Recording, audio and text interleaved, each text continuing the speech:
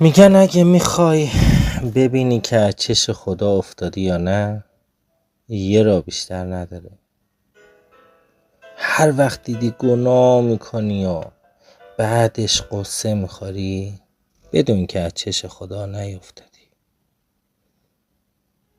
اما اگه گناه میکنی و میگی مهم نیست، همیشه بترس و همیشه بدون که خدا دور تو خط کشیده و از چش خدا افتادی.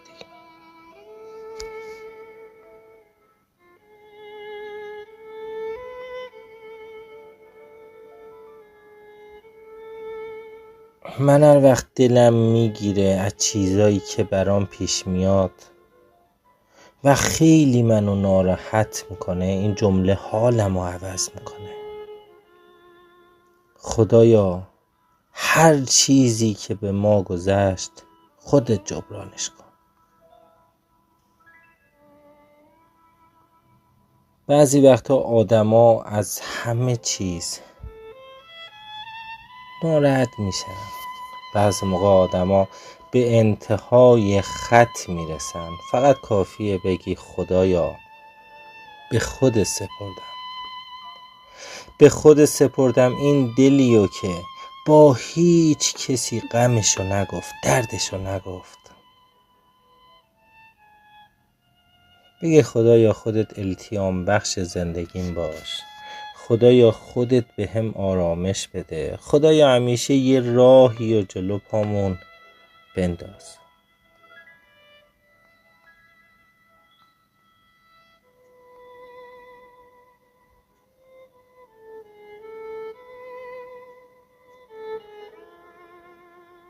و این دوست عزیزم، زمان گذراست.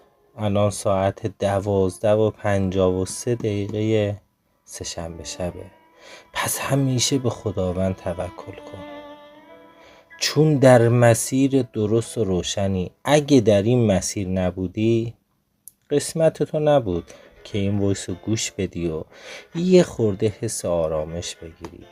همیشه دستاتو بالا ببر، بگو خدایا حال دوستام و حال عزیزامو همیشه خوب کن، دلشون همیشه خوش باشه، همیشه لبخند شیرین رو لباشون باشه.